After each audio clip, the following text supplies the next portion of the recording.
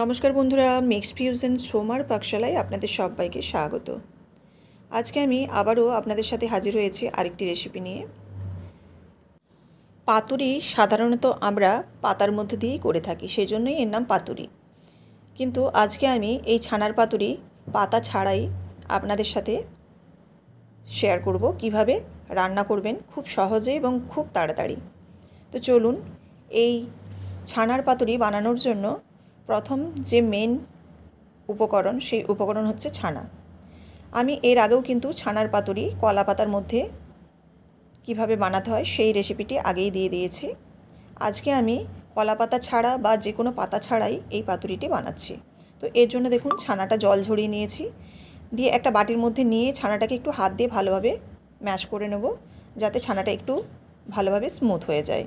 আর ছানাটায় এমনভাবে জল ঝরাবেন যাতে ছানাটা খুব একটা শক্ত না হয়ে যায়।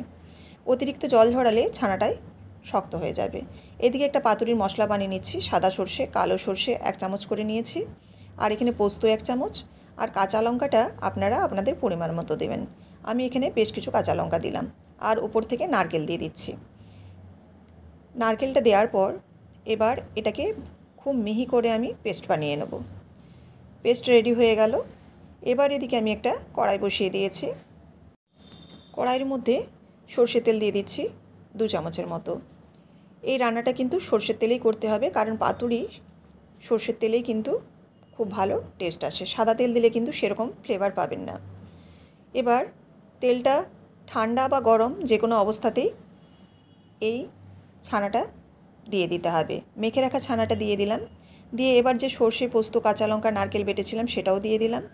তার সঙ্গে দিয়ে দিচ্ছি খুব সামান্য চিনি, দিয়ে দেবো পরিমাণ মতো লবণ, আর দিয়ে দিচ্ছি খুব সামান্য হলুদ গুঁড়ো। এই হলুদটা দিলে একটু হালকা হলদে কালার আসবে, দেখতে কিন্তু ভালো লাগবে। দিয়ে নাড়াচাড়া করে এই জলটাকে কিন্তু শুকিয়ে নিতে হবে। এবার শুধুই নাড়াচাড়া, আর সেরকমভাবে এখানে বিশেষ কিছু করতে হবে না। এই রান্নাটি কিন্তু ভীষণ ইজি এবং খুব তাড়াতাড়ি হয়ে যায়। পাতা পরিষ্কার করা, তাছাড়াও পাতাকে সেঁকা, এই ব্যাপারগুলো থেকে থাকে। তাছাড়াও পাতাকে ভালোভাবে মুড়ে করার থেকে যখন আমাদের হাতে খুব কম সময় থাকে, তখন কিন্তু এইভাবে আমরা পাতুরি রেডি করে নিতে পারি। দেখুন, জলটা শুকনো হয়ে গেছে। আর এদিকে নামাবার আগে একটু কাঁচা সর্ষের তেল দিয়ে দিলাম। এটা দিলে কিন্তু বেশ ভালো গন্ধ হবে। তো এবার নাড়াচাড়া করে নিচ্ছি, তেলটাকে ভালোভাবে মিশিয়ে নেব। এবার নামিয়ে নেওয়ার পালা। নেড়ে ছেড়ে এবার একটা আমি সার্ভিং প্লেটের মধ্যে নামিয়ে নিচ্ছি। এই রেসিপিটি কিন্তু ভীষণ ভালো খেতে হয় এবং খুব তাড়াতাড়ি হয়ে যায়। তো আপনারাও কিন্তু এই রেসিপিটি একবার হলেও ট্রাই করতে পারেন, ভীষণ ভালো কিন্তু খেতে হয়। এই রেসিপিটি যদি আপনাদের ভালো লেগে থাকে, অবশ্যই লাইক, কমেন্ট এবং শেয়ার করবেন। আর এরকমই বিভিন্ন ধরনের রেসিপি পাওয়ার জন্য অবশ্যই চ্যানেলটিকে সাবস্ক্রাইব করে বেল বাটনটি প্রেস করে দেবেন, যাতে আমার রান্নার সমস্ত আপডেট, অর্থাৎ সমস্ত যে ভিডিও আপলোড করি সেগুলো যেন আপনাদের কাছে সবার আগে পৌঁছে যায়। যারা ফেসবুক থেকে দেখছেন তারা অবশ্যই পেজটিকে ফলো করে দেবেন। এবার দেখুন, আমি উপর থেকে একটু দেখতে ভালো লাগার জন্য নারকেল কোড়া ছড়িয়ে দিয়েছি, আর কাঁচা পাকা লঙ্কা দিয়ে একটু সাজিয়ে দিয়েছি। কতটা সুন্দর হয়েছে! আপনারা অবশ্যই এরকমভাবে একবার হলেও বানিয়ে দেখবেন। দেখতেও যতটা সুন্দর হয়, খেতেও কিন্তু ততটাই সুন্দর হয়। আবারও আপনাদের সাথে দেখা হচ্ছে পরবর্তী একটি রান্নার ভিডিওতে।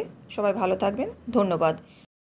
কলা পাতায় যদি আপনারা এই ছানার পাতুরিটি দেখতে চান, তো অবশ্যই আপনারা এইখানে ক্লিক করে দেখে নিতে পারেন।